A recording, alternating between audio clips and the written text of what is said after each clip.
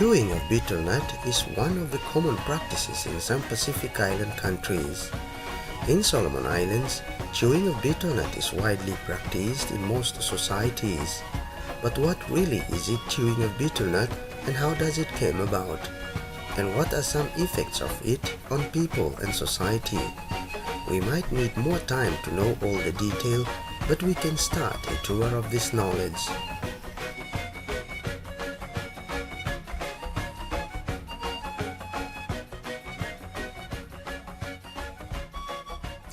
Betel nut is a seed of the fruit of the areca palm. It is also known as areca nut.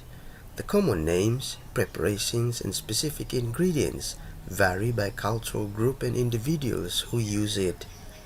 The areca palm was originated from Southeast Asia and was believed to be brought by the first migrants into New Guinea and the Bismarck archipelago, where chewing is very common today.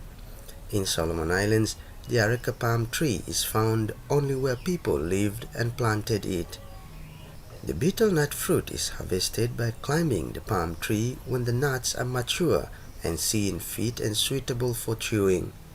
After harvesting, the outer layer is removed and only the inner seed is selected. The seed is chewed with a specific betel leaf and lime. The lime is made from burnt coral into fine powder. During the process of chewing, the mouth turns red in color. The spittle is sometimes spit out, but in most cases, and as the usual practice, it is swallowed by the chewer.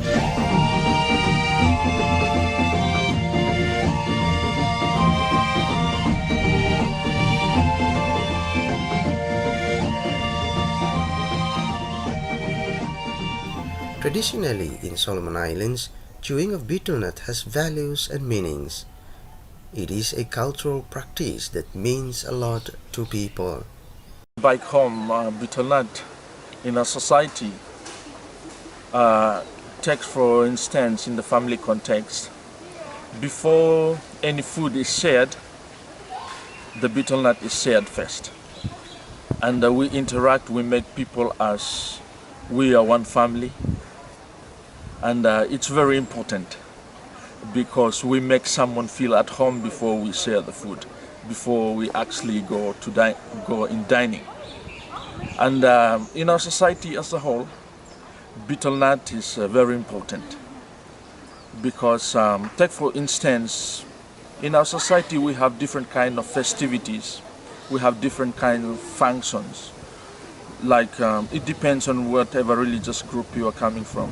Like in our society, we used to, arrange this kind of what is called festival days.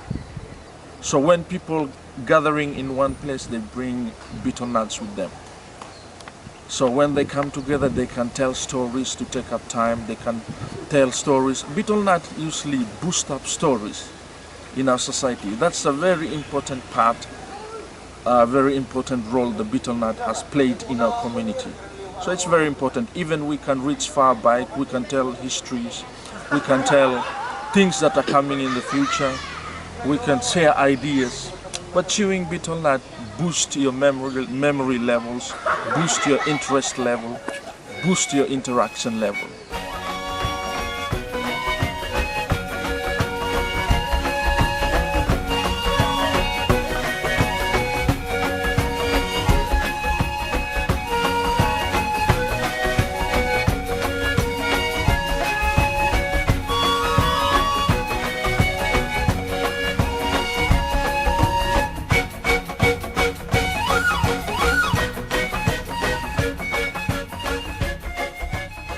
Nowadays, chewing betel nut is practiced by individuals for some reasons. So how do some betel nut chewers feel and think about? Today, to me, betel nut is like when you got stressed up or exhausted. I use it for relief.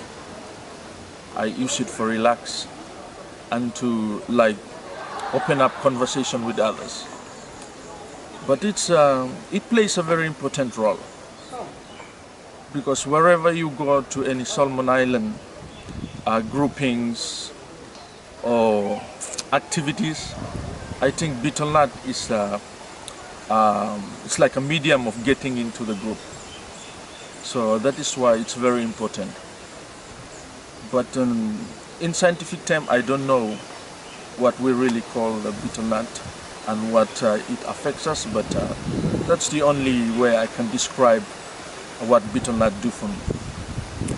There's an effect on chewing betel nut, like I said earlier.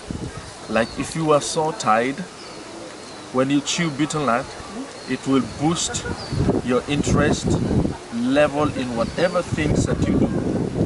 If you touch on or hands-on on anything that you do, it will affect your memory, and it's like energizer. It's like harmonize the whole system. It's like activate your whole cells that lying dormant, and it activates your whole system. So that's the one very important thing if scholars can do. If you are getting tired in your study or like that, I think it is advisable that you chew betel nut to boost your study level.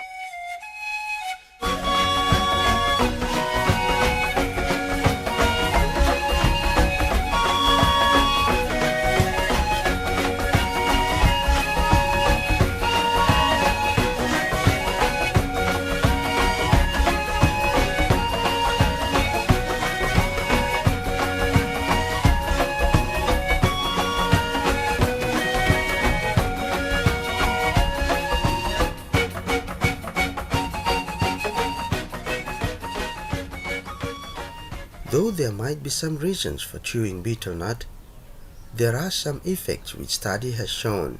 According to the Pacific Health Dialogue 2003 report, there are 48 related cases to chewing betel nut and smoking recorded in Solomon Islands National Referral Hospital. These are health risks that chewing of betel nut poses to chewers. Betel nut chewing and spitting can also be seen as unhygienic and unhealthy when care is not taken when chewing. Nowadays, most betel nut chewers pat around where they chewed betel nut. This can make the place untidy with spits and removed out layers of the nut.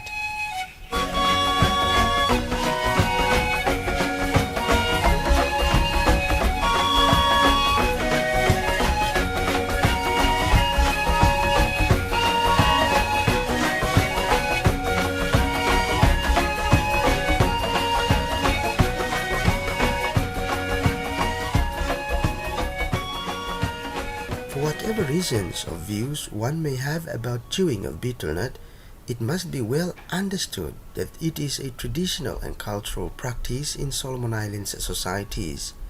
But there is a need to know the values that go with the chewing of betel nut, and there is a need to hold the simple norms that go along the chewing of betel nut. Betel nut chewing can become meaningful if it is chewed not only for the taste of it, but for the intangible value that it holds to each individual. We have taken another step of knowing betel nut chewing together in Solomon Islands. I am Henry Oritai Mayan.